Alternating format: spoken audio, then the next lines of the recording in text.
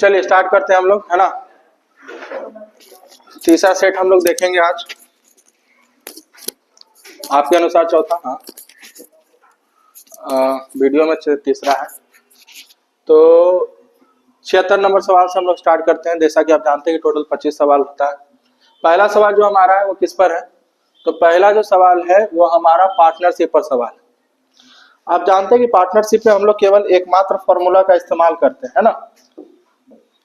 एकमात्र फॉर्मूला मेरे पास क्या है कि अगर मान लिया जाए दो लोग हैं तो capital of A into time of A बटा capital of B into time of B is equal to profit of A by profit of B. ये एकमात्र फॉर्मूला मेरे पास है किसमें? पार्टनरशिप में, ठीक है। वही अगर तीन लोग हैं तो 3 से गुना करते हैं, यानी कि अगर हम ए की पूंजी को ए के समय से गुना कर देते हैं और बी की पूंजी को बी के समय से गुना कर देते हैं और उसका अनुपात निकाल लेते हैं तो ए और बी के लाभ का क्या निकल जाता है? अनुपात निकल जाता है। तो यहाँ पर देखिए, ए जो है 5,000 लगाता है, बी 4500 लगाकर एक व्यापार आरंभ करता है। 4 महीने बाद ए अपनी पूंजी आधी वापस ले लेता है और बी ने उसी समय अपनी 1/3 पूंजी वापस ले ली। बी ने उसी समय अपना 1/3 पूंजी वापस ले लिया है और सी कुल 7,000 रुपया लगा के व्यापार में शामिल हो जाता है। तो आपको देखना है कि कौन कितना पूंजी कितने समय के लिए लगाया है। तो ए 5,000 लगाया है, बी 4500 लगाया है, लेकिन व्यापार प्रारंभ होने के 4 महीना बाद ए अपना आधा पूंजी वापस ले लेता है। तो 4 महीना तक तो उसका 5,000 पूंजी लगा हुआ रहेगा। ये 5,000 कितने महीने तक लगा रहेगा? 4 महीने तक। और उसके बाद अगर कोई व्यक्ति चेंजमेंट करता है तो निकाले या डाले उसको हम बाद में प्लस साइन लगा के उसको आगे की प्रोसेस को लिखते हैं। तो 4 महीने बाद उसने क्या किया कि अपने आधे पूंजी को वापस ले लिया, यानी 5,000 में से आधा वापस ले लिया। तो बचा कितना? 2500 बचा। अब टोटल व्यापार 1 साल तक चला है तो 4 महीना बीत गया, तो अब और कितने महीने बचे हैं? तो आप बोलेंगे सर 8 महीना बचा, यानी बचल 2500 इसका कितना महीना तक चलेगा? तो 8 महीना तक चला। तो ये इसका हो गया ए का, ए की पूंजी और उसके समय। अब हम बी की बात कर लेते हैं। बी क्या हुआ भाई? तो बी यहाँ पर क्या हुआ कि बी ने जो है ना, अब चाहे तो ऐसे नीचे भी लिख सकते हैं क्योंकि अच्छा 3 व्यक्ति है तो आपको ऊपर लिखना पड़ेगा इस तरह से। 2 व्यक्ति रहेगा तो ऊपर नीचे करके लिख सकते हैं। तो बी क्या किया कि अपना 1/3 वापस ले लेता है। तो पहले तो भाई 4500 इसका चलेगा 4 महीना तक, और उसके बाद इसने 1/3 वापस ले लिया। 1/3 वापस ले लिया तो 2/3 बचा होगा, यानी कि 3,000 रुपया बचा होगा। और ये 3,000 कितने महीना तक चलेगा? 8 महीना तक। अब उसी समय सी आ जाता है 7,000 लेके, बोलता है कि हम भी आ गए। और उसी समय यानी 4 महीना बाद, तो इसका मतलब ये 7,000 तो 4 महीना बाद लेके आए नहीं, इसका 7,000 कितने महीने तक चलेगा? 8 महीने तक। अब यहाँ से आपको रेशियो निकालना है। रेशियो निकालने के दरमियान आपको देखना है कि यहाँ पर ये 2 शून्य है, कैंसिल हो जाएगा, यहाँ भी कैंसिल हो जाएगा। जब सब में कैंसिल हो तो काट देना। उसके बाद अगर आप देखें गौर से तो सब में कहीं ना कहीं 4 का मल्टीपल है, तो ये 4 भी कैंसिल हो जाएगा 4 दूनी 8 बार में, और ये 4 कैंसिल होगा, ये 4 दूनी 8 बार में, और ये 4 दूनी 8 बार। तो यहाँ हल करेंगे तो यहाँ 50 है और यहाँ 25 दूनी 50 है, तो 50 कितना होता है? 100। यहाँ देखिए तो बोलेंगे 45 है और यहाँ 30 दूनी क्या है? 60 है, तो 45 और 60 कितना होता है? तो बोलेंगे 108। यहाँ देखिए 70 दूनी 140। अब यहाँ 5 से कट रहा है तो काट देंगे, काट के एकदम छोटा कर देना आपको 21 बार में, और ये कटेगा 28 बार में। तो आपसे पूछ रहा है कि 4,140 रुपये में सी का हिस्सा कितना है। तो जिसके बारे में पूछे उसको ऊपर, किसके बारे में पूछा? सी के बारे में, तो 28 को ऊपर और अनुपात का योग नीचे लिखते हैं, तो नीचे 69 लिखेंगे और टोटल मेरा लाभ है 4140, तो उससे गुना कर देंगे। तो हम देख रहे हैं कि 28 यूनिट का मान निकालना है, और यहाँ अगर गौर से देखें तो 28 कहीं ना कहीं किसका मल्टीपल है? 7 का। तो यानी आंसर मेरा वही होगा जो 7 का मल्टीपल होगा। और 7 का मल्टीपल अगर हम देखें तो ए नंबर ऑप्शन है, और कोई हम ऑप्शन देखो तो ए का मल्टीपल ए नंबर है? नहीं, ए नहीं है, बी है। और कोई दिख रहा है? ए नहीं है, ये नहीं है, सी भी नहीं है, डी भी नहीं है। तो मेरा आंसर क्या हो जाएगा? बी, अर्थात मेरा आंसर क्या हो जाएगा? 1680 सवाल का आंसर हो जाएगा। हम जरूरी नहीं कि पूरा काट के इसको सॉल्व करें, तो आप ऑप्शन को छांट के भी सवालों को बना सकते हैं, ठीक है। चलिए अगली सवाल करा, किसी वस्तु को 1060 रुपया में बेचने पर होने वाली लाभ उस वस्तु को 950 रुपया में बेचने पर होने वाली हानि से 20% अधिक है। देखो 20% मतलब क्या होता है, 20% मतलब होता है 1/5, यानी कि 1060 में जो हम बेच रहे हैं और 950 में बेच रहे हैं, तो 1060 में बेचने पर जो हमको क्या हो रहा था, हानि जो लाभ जो हो रहा था, वो 950 में बेचने वाले हानि से 20% क्या था, अधिक था। तो 20% अधिक था, इसका मतलब क्या है कि 5 से 1 अधिक था, यानी अगर यहाँ हानि हमको 5 हो रहा था तो यहाँ लाभ हमको कितना हो रहा है, 6 हो रहा है। तो यहाँ लाभ 6 यूनिट हो रहा है, इतना में बेचने पर हमको 6 यूनिट का लाभ हो रहा है, और इतना में बेचने पर हमको 5 यूनिट का क्या हो रहा था, हानि हो रहा था। तो हम बोलेंगे दोनों में डिफरेंस कितना रुपया का, तो हम बोलेंगे 50 इधर और 60 इधर, 50-60 कितना, 110, और यहाँ पर योग कितने का है, तो बोलेंगे 6-5 11, यानी 11 यूनिट का। यहाँ देखो यहाँ लाभ हो रहा है और यहाँ हानि हो रहा है, तो दोनों का डिफरेंस 6-5 कितना हो गया, 11 जुटेगा। तो 11 यूनिट का मान कितना, 110, तो 1 यूनिट का मान कितना आ गया, 10। यानी अगर आपको निकालना है कि 20% लाभ अर्जित करने के लिए उसको कितना में बेचे, तो पहले आप सीपी निकालिए। अब सीपी कैसे निकलेगा, तो या तो आप 1060 में 6 यूनिट का मान निकाल के इसमें घटा दीजिए, और या तो आप 950 में 5 यूनिट का मान निकाल के क्या कर दीजिए, जोड़ दीजिए। तो अगर आप 6 यूनिट का मान निकालेंगे, ठीक है, तो यहां पर कितना हो जाएगा, 1 का मान 10, तो 6 का मान 60, तो घटाइए इसमें से, तो कितना आ जाएगा सीपी, सीपी मेरा कितना आ गया, 1000, यानी वो सामान कितना में खरीदा था, 1000 में। अब इस पर कितना का लाभ चाहिए उसको, 20% का, तो 20% का लाभ कितना हो जाएगा, इसमें कितना में बेचना होगा उसको, 1200 में ना, 1200 में बेचना होगा। ऑप्शन में नहीं है इसलिए मेरा क्या हो जाएगा इनमें से, ठीक है, बढ़ जाएगा। तो प्रत्येक की लंबाई 500 है, तो ऐसी स्थिति में फिर क्या होगा, आपका दोनों का लंबाई का योग हो जाएगा, यानी कितना हो जाएगा, 1000, और रिलेटिव स्पीड जुटेगा यानी कितना, 75। और चूंकि ये मीटर पर सेकंड में है तो इसको किलोमीटर पर आवर में, तो मीटर पर सेकंड में बदलने के लिए 5/18 से गुना, ठीक है। तो 5 से कटेगा ये 200 बार में, 25 तिया 75 और 25 अट्ठे 200, ये कटेगा 6 बार में, तो 8 6 कितना हो जाएगा, 48 सेकंड। प्रत्येक की लंबाई 500 है, ठीक है। चलिए नेक्स्ट आगे बढ़िए। अगला कह रहा है कि एक फल विक्रेता ने 9 रुपए प्रति किलोग्राम की दर से आम बेचने पर 20% की हानि होती, इस पर 5% का लाभ कमाने के लिए उसको प्रति किलोग्राम कितने दर पर बेचना पड़ेगा। ये क्वेश्चन से समझिए, 9 रुपए प्रति किलोग्राम दर से बेच रहा है तो 20% का हानि हो रहा है, इसका मतलब 9 रुपया कितना परसेंट का मान है, 80 का मान है, हमको 20% का 5% का लाभ चाहिए, यानी कितना 105। 5 से काटेंगे 16 बार में, 5 से काटेंगे 21 बार में, तो 189 बटे क्या आ जाएगा 16, तो 16 कम 16, फिर 2 29 बचेगा, तो एक ही बार में जाएगा 11.81 रुपया। इस सवाल का क्या हो जाएगा आंसर। चलिए नेक्स्ट देखिए, करा कि 55 विद्यार्थी को एक कक्षा में 34 को क्रिकेट खेलना पसंद है, अच्छा, और 26 को बैडमिंटन खेलना पसंद है, और उसके बाद बोला कि साथ ही प्रत्येक विद्यार्थी 2 खेलों में से कम 1 खेल खेलते हैं। तो यहां पर आपसे पूछ रहा है कि साथ ही प्रत्येक विद्यार्थी 2 खेलों में से 1 खेल, तो 55 विद्यार्थी में इतना क्रिकेट खेलना पसंद करते हैं, 26 बैडमिंटन खेलना पसंद करते हैं, साथ ही प्रत्येक विद्यार्थी 2 खेलों में से कम 1 खेल खेलना क्या करते हैं, पसंद करते हैं। तो पूछ क्या रहा है यहाँ पर, हमको लग रहा है पूछ रहा होगा कि दोनों खेल खेलने वाले विद्यार्थियों की क्या बतानी है, संख्या बतानी है, ठीक है।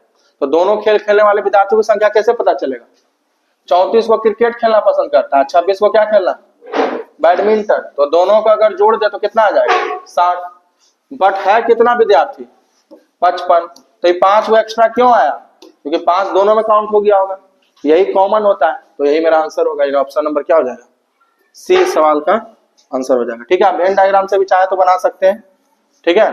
तो यहाँ पर इस तरह से भी आप चाहें तो समझ सकते हैं इसको वेन डायग्राम से, कि यहाँ पर क्रिकेट खेलने वाले कितने लोग हैं, तो 34 लोग हैं, बैडमिंटन खेलने वाले 26 लोग हैं, लेकिन अगर दोनों को जोड़ा जाए तो 55 होने चाहिए, लेकिन 60 हो गया, इसका मतलब दोनों में कॉमन कितने लोग हैं, 5 लोग। तो यही पूछ रहा है कि दोनों में कॉमन कितने लोग हैं, 5 लोग जो दोनों खेलते हैं। अब कह रहा है कि एक ठोस तांबे के गोले के व्यास 6 सेंटीमीटर है, गोले को एक पिघला कर एक ताड़ बनाने का आकार दिया जाता है, ताड़ बनाकर मतलब उसको ताड़ का आकार दे दिया जाता है, जिसका व्यास 0.2 सेंटीमीटर है। तो ताड़ की लंबाई आपसे पूछ रहा है। तो आप जानते हैं कि जब किसी गोले को पिघलाकर ताड़ बनाया जाएगा तो जो गोला का जो वॉल्यूम होगा वही वॉल्यूम किसका होगा, उस ताड़ का भी होगा। तो गोला का वॉल्यूम क्या होता है 4/3 पाई आर क्यूब, और वही ताड़ का वॉल्यूम, ताड़ कैसा बनता है सिलेंड्रिकल, तो ताड़ का वॉल्यूम कैसा होगा, तो पाई आर स्क्वायर एच, इसको R1 बोल दीजिए, इसको R2 बोल दीजिए। अब यहाँ देखो 4 पाई पाई तो कट जाएगा, पाई लिखने का जरूरत नहीं है, यहाँ लिखेंगे 4/3। गोले का जो व्यास है वो 6 है, तो त्रिज्या कितना होगा 3 का घन कितना हो जाएगा 27। अब वही दूसरी ओर इसका व्यास 0.2 है, तो त्रिज्या कितना होगा 0.1, त्रिज्या 0.1 होगा, तो 0.1 का स्क्वायर कितना होगा 0.01, और इनटू हाइट, हाइट हमको नहीं पता, हाइट को h मान लेंगे, ठीक है। चलिए सेंटीमीटर में दिया हुआ है, ऑप्शन दिया हुआ है मीटर में भी है, सेंटीमीटर में, चलिए देख लेंगे बाद में। ये कटेगा कितनी बार में 9 बार में कटेगा, ठीक है। 9 चौक कितना हो जाएगा 36, या गुना में इधर आके भाग में आ जाएगा, तो भाग में आएगा तो 0.01 है, h बराबर आएगा, तो दशमलव ऊपर जाएगा तो क्या आएगा 2 0, तो h बराबर 3600 सेंटीमीटर आएगा। लेकिन ऐसा ऑप्शन नहीं है, तो इसको हम 100 से भाग देके किस में बदल देंगे मीटर में बदल देंगे, तो आंसर कितना आएगा 36 मीटर, यानी ऑप्शन नंबर ए इस सवाल का आंसर, ठीक है। तो केवल वॉल्यूम को हम वॉल्यूम के बराबर कर दिए, ठीक है, और कुछ नहीं किए। अगला सवाल देखिए क्या करा 82 नंबर। अब इस तरह के सवाल आपको नंबर सिस्टम में हम बताए हुए हैं, ऐसा जब भी सवाल आए और इसका पूछे कि सरलतम मान क्या होगा, ठीक है, 1/1, 1+1, फिर 1+1/x+2, मतलब एक एक बढ़ते जाए इस तरह से। तो ऐसे क्वेश्चन को जब आप हल करेंगे तो देखो इसका एलसीएम लेंगे तो ऊपर क्या होगा x+1 बटा x+1 है ना, तो x+1 कितना बनेगा, तो बोलेंगे x+2, और मल्टीप्लाई है नीचे में, इधर एलसीएम लेंगे तो कितना आएगा x+2, और ऊपर जाएगा तो कितना होगा x+3।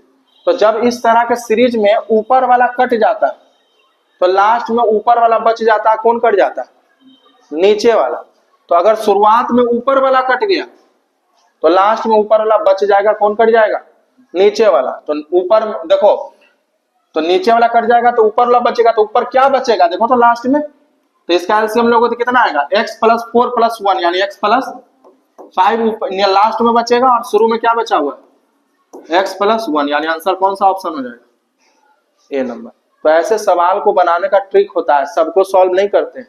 अगर शुरुआत में हल किए और ऊपर वाला कट गया तो लास्ट में नीचे वाला कटेगा, कौन बचेगा ऊपर वाला। अगर सॉल्व किए नीचे वाला कट गया तो लास्ट में उधर ऊपर वाला कट जाएगा, कौन बचेगा नीचे वाला। तो ध्यान रखिएगा ये सब ट्रिक। समझ में आ रहा बात, बढ़े आगे चले नेक्स्ट देखिए। अगला क्या करा 83 नंबर, क्या करा 1 वर्ष पहले प्रीति की आयु सोनल की आयु की 4 गुनी थी। 1 साल पहले का कहानी बता रहा है कि प्रीति है सोनल है, प्रीति की आयु सोनल की आयु की कितनी गुनी है 4 गुनी है, ठीक है। अब कह रहा है 6 वर्ष बाद प्रीति की आयु सोनल की आयु से कितने अधिक है 9 वर्ष अधिक है। तो जब हम आपको पढ़ाते हैं एवरेज, तो उसमें एवरेज एंड एज प्रॉब्लम में क्या बताते हैं कि 2 व्यक्ति के आयु का अंतर आज जितना है वही कल भी उतना ही होगा, 10 साल बाद भी उतना ही होगा, 2 साल बाद भी उतना ही होगा, 5 साल पहले भी उतना ही रहा होगा।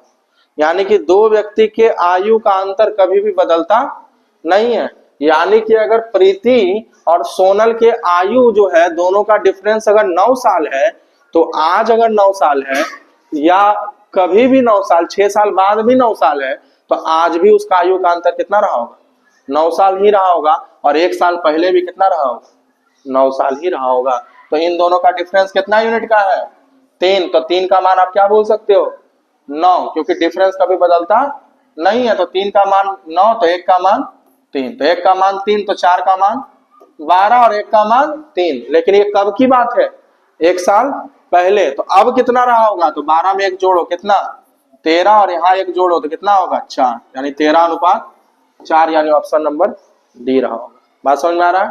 तो इस क्वेश्चन में यही था कि 9 साल बाद बोले 4 साल बाद आपको घुमाएगा इतना बोल के, लेकिन आपको ध्यान इतने रखना है कि कभी भी दो व्यक्ति की आयु के बीच का अंतर कभी बदलता नहीं है, हमेशा सेम रहता है। चलिए बढ़िया आगे देखिए क्या करा। एक कंपनी 20 रुपए प्रति किलोग्राम चाय को 25 किलोग्राम प्रति किलोग्राम चाय के साथ 5:4 के अनुपात में मिलाकर मिश्रण को 23 रुपए प्रति किलोग्राम की दर से बेचती है। इससे कंपनी को क्या मिलता है? लाभ मिलता है कि क्या मिलता है? तो आप बोलेंगे सिंपल सा क्वेश्चन इसको बना देंगे कि अगर मान लिया जाए कि 5 किलोग्राम 20 वाला है और 4 किलोग्राम 25 वाला है, तो 20 25 100 और 25 चौक 100, यानी कि खरीद मूल्य कितना पड़ा हमको?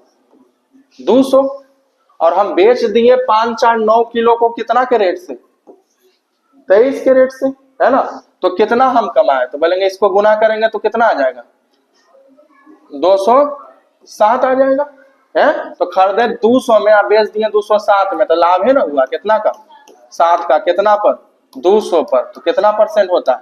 3.5% का हमको क्या हुआ? लाभ हुआ। समझ में आ रहा बात? तो ये सवाल। नेक्स्ट आगे बढ़ते हैं। आगे कह रहा है कि एक विद्यालय में 20 शिक्षक हैं जो गणित या भौतिकी पढ़ाते हैं।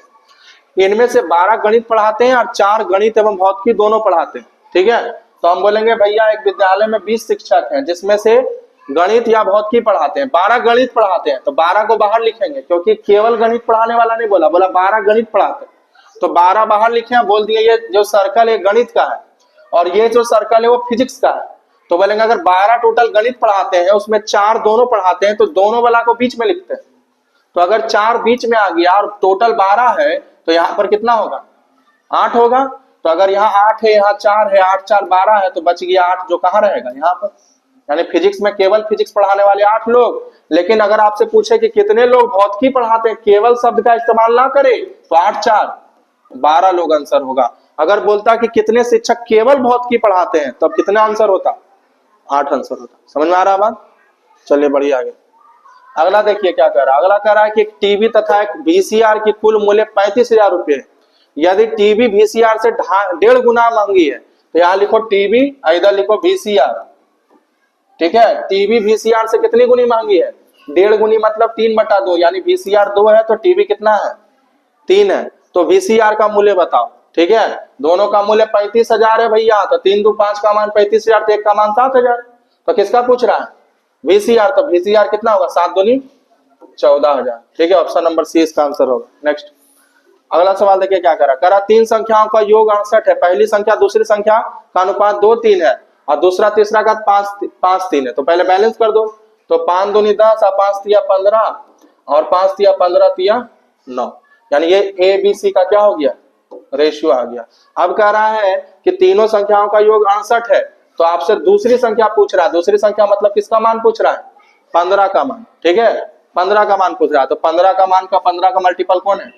30 है। तो आंसर क्या हो जाएगा? 30 हो जाएगा। चलिए आगे बढ़िए। 88 नंबर देखिए।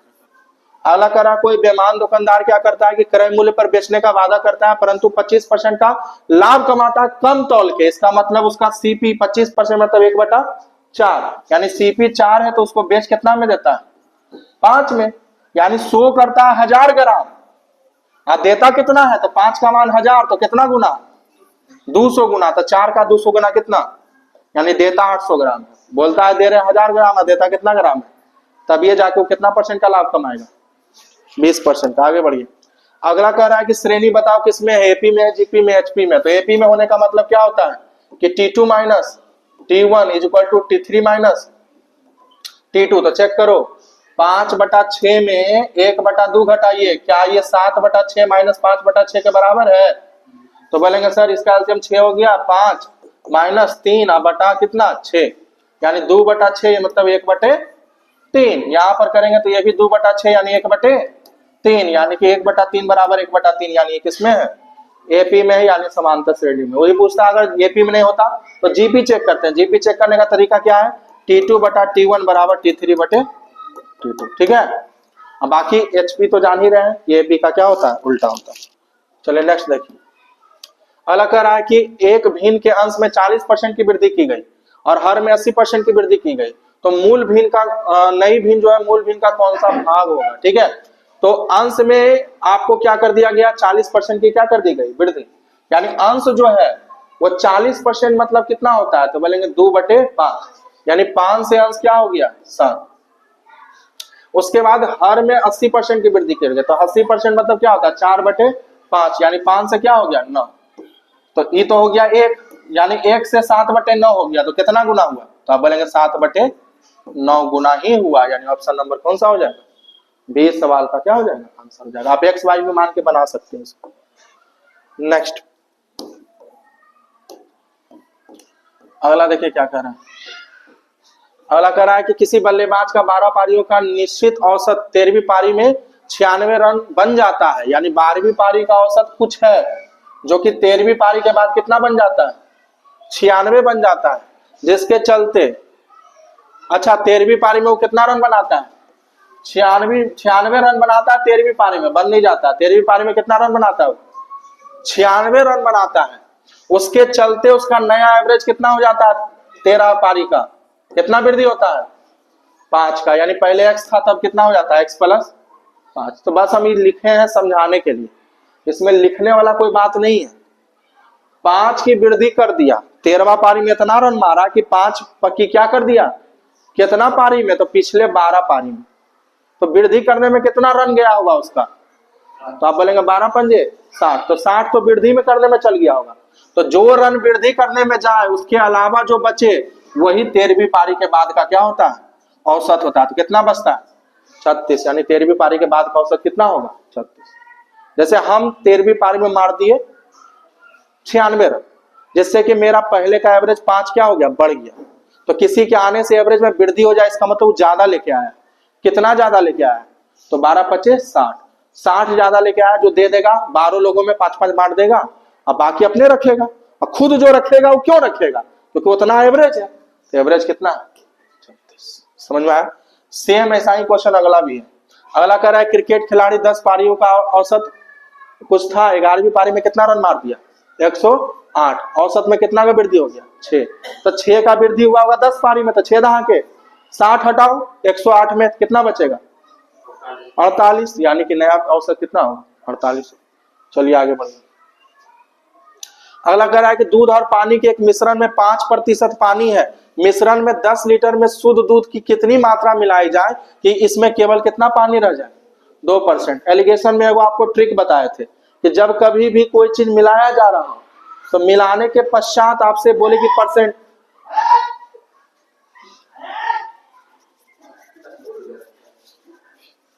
स्कूल है कि क्या हमको तो ही नहीं समझ में आता, बच्चा है तो स्कूले होगा लेकिन आउट ऑफ कंट्रोल बच्चा है सब। ये प्रिंसिपल साहब है जो जरी चिल्लाएंगे, चलिए यही टाइम में बचवा सब चिल्लाता है। तो कह रहा है कि 93 नंबर कह रहा है कि दूध और पानी के एक मिश्रण में 5% क्या है पानी है, इस मिश्रण के 10 लीटर में शुद्ध दूध की कितनी मात्रा मिलाई जाए कि केवल कितना बचे 2% पानी रहे। तो आपको हम बताया था ये एलिगेशन में कि जब कोई चीज मिलाया जा रहा है तो जो मिलाया जा रहा है प्रतिशत भी उसी का मालूम होना चाहिए। यहाँ क्या मिलाया जा रहा है शुद्ध दूध मिलाया जाए, कितनी शुद्ध दूध, लेकिन परसेंटेज किसका पता है, तो पहले तो परसेंटेज को किस में बदल लिया दूध में, 5% पानी है तो दूध कितना रहा होगा, बाद में कितना परसेंट हो जाना चाहिए 2% पानी, तो दूध में कितना परसेंट रहा होगा 97। ट्रिक बताए थे डिफरेंस ऑफ परसेंटेज बटा 100 माइनस लास्ट परसेंटेज गुने क्या टोटल, याद है। तो डिफरेंस ऑफ परसेंटेज 97 माइनस 95 कितना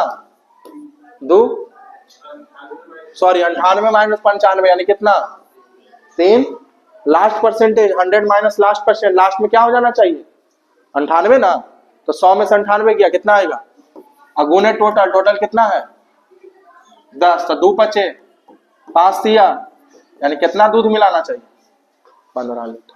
ठीक है, तो ये ट्रिक है, तुरंत आंसर आ जाता है, बिना पेन लगाए भी ला सकते हैं। ठीक है, तो ध्यान रखिएगा। बाकी नेक्स्ट तो 94 नंबर आप जान ही रहे भाई साहब, क्या होता है जितने अंक पर रेकरिंग उतना 9 और जितना पर रेकरिंग उतना 0, और अगर मान लीजिए जितना संख्या पर रेकरिंग नहीं उतना घटाना भी पड़ता है, जैसे 57 में 5 पर रेकरिंग नहीं है तो 5 घटाओ, 7 पर रेकरिंग है तो एगो 9, और 5 पर रेकरिंग नहीं है तो एगो 0, तो कितना आएगा 52/90। तो 2 से कटेगा, 26 बार में 2 से कटेगा, तो 26/45 यानी ऑप्शन नंबर डी हो जाएगा। ठीक है, ध्यान रखिए इसको। नेक्स्ट देखिए क्या कर रहा है, कह रहा साइन थीटा बराबर √3/2 है, तो थीटा का मान कितना डिग्री रहा होगा 60, तो कोसेक 60 कितना होता है, तो कोसेक 60 बस पलट जाएगा यानी 2/, और कॉट 60 तो जान ही रहे 1/√3, इसको जोड़िएगा तो 3/√3, यानी आंसर क्या आएगा रो। चलिए 96 नंबर देखिए क्या कर रहा है, दी गई आकृति में BAC 40 है और ACB 90 है, BAC 40 है और ACB कितना है 90 है, तो निम्नलिखित में से आपको BDE का मान पूछ रहा है। देखो यहाँ गलती से जो है ना 40 की जगह 45 लिख दिया, लेकिन यहाँ तो सही लिखा था ना, कितना 40, अगर ये 40 है 90 तो कितना होगा 50 होगा। अब ये 100 है 50 है तो ये भी कितना होगा 30 होगा, तो आंसर कितना आ जाएगा, ये ना पूछ रहा था हमसे BDE। हाँ चलिए नेक्स्ट क्वेश्चन देखिए क्या कर रहा है, एक पंचभुज के प्रत्येक अंतःकोण का मान क्या होगा, तो इसका फॉर्मूला होता है आपको पता है ना, each interior angle of any polygon is equal to n-2 into 180 degree बटे n। किसी भी बहुभुज के प्रत्येक अंतःकोण निकालना हो तो उसका फॉर्मूला होता है n-2 इंटू 180 डिग्री बटे n। और अगर पूछे कि बहुभुज के कोणों का योग बताओ तो n से फिर भागा नहीं देंगे, ठीक है, याद रखिएगा। अब प्रत्येक बाह्य कोण बराबर 360 डिग्री बटा n, प्रत्येक बाह्य कोण बराबर, ठीक है। अब बाह्य कोण का योग पूछे तो हमेशा कितना होता है 360, चाहे वो त्रिभुज हो, चतुर्भुज हो, पंचभुज हो, षष्ठभुज हो, अष्टभुज हो, कुछ हो, कितनों भुजा वाला चतुर्भुज हो, पॉलीगॉन हो, बहुभुज हो, उसके बाह्य कोण का योग हमेशा कितना डिग्री होता है 360 होता है। चलो आओ यहाँ पर बैठा दो, n-2 पंचभुज बोला तो 5 में से 2 गया, गुने 180 बटा कितना 5, 5 दिया 6 दिया 18 यानी 36 दिया 100। बोले किसी को दिक्कत हो रहा तो बताएंगे। चलिए अगला सवाल देखिए, ये सवाल में हम, ठीक है, इस तरह के सवाल में करना क्या है हमको, सबसे पहले लास्ट वाला देखना, लास्ट में क्या लिखा हुआ है 1/4, तो यहाँ 1 लिख देंगे और यहाँ क्या लिख देंगे 4। उसके बाद यहाँ बगल वाला देखना है, नीचे से ऊपर जाना, जैसे 2 3 1 4 तो ऊपर में लिख देना 2 3 1 4, 2 के बगल में प्लस है तो प्लस, प्लस है तो प्लस, प्लस है तो प्लस, और माइनस है तो माइनस। नीचे में क्या करना है, नीचे में यहाँ देखना है 1 है 5 है, अगर सब में 1 है तो लिखने का जरूरत नहीं है, लेकिन अगर अलग है जैसे यहाँ पर 1 है तो 1 लिखने का हालांकि जरूरत नहीं है, लेकिन फिर भी चलो लिख देते हैं। यहाँ भी 1 है लेकिन 5 लिखना आवश्यक है कि यहाँ पर क्या लिखेंगे 5। अब इसको सॉल्व कैसे करते हैं आइए देखते हैं। 4 को 2 से गुना, 4 दूनी, यानी ऐसे गुना करना है, बगल वाला ही प्लस बताता है कि बगल वाला क्या होगा जुटेगा, तो 4 दूनी 8 में 1 जोड़ेंगे कितना आएगा, फिर 9 तिया 27, बगल प्लस बताता है कि बगल वाला जुटेगा, 27 4 31, फिर 31 से कम 31, अब प्लस बताएगा बगल वाला जुटेगा, तो 31 और 9 कितना होता है 40, फिर 40 चौक 160, ये नहीं सोच लेगा माइनस 160, ना माइनस बताएगा कि बगल वाला घटेगा, ना कि 160 माइनस हो गया, नहीं होगा 160 प्लस है 160, अब बगल वाला घटेगा, लेकिन नीचे में क्या है 5 है, तो 5 से गुना करके घटेगा, 1 से गुना करने से कोई फर्क नहीं पड़ रहा था इसलिए हम नहीं कर रहे थे, तो 31 5 155, 160 में 155 जाएगा तो कितना बचेगा 5, और लास्ट में जो आता है उसको हम उल्टा करके लिख देते हैं, यानी 5/40, यानी आंसर होगा 1/8, ऑप्शन नंबर ए। चले 99 नंबर सवाल हम लोग देखते हैं। 99 नंबर सवाल में क्या कर रहा है कि log 8 भागा log 4, तो हम जानते हैं कि log a minus log b को हम लिख सकते हैं log a बाई, है ना, तो इसको लिखिए इस तरह से log 8/4 और नीचे लिखिए log 12/6, तो यहाँ पर 4 दूनी 8 और 6 दूनी 12, तो log 2/log 2 कट जाएगा, क्या है 1। चलिए नेक्स्ट, अगला कह रहा है कि संख्या इतना इतना में 7 के स्थानीय मान और 3 के स्थानीय मान के बीच का क्या बोल रहा है, तो अब तो जान ही रहे 7 का स्थानीय मान 7 हो जाएगा, 3 का 30 हो जाएगा, तो कितना आ जाएगा 6970। एक होता है स्थानीय मान, एक होता है जातीय मान, फेस वैल्यू। तो ध्यान रखिएगा फेस वैल्यू वही हो जाता है, ठीक है। आजकल पॉइंट में भी पूछ रहा है कि यहाँ पर पॉइंट दे देगा, पॉइंट के बाद वाला का पूछ देगा।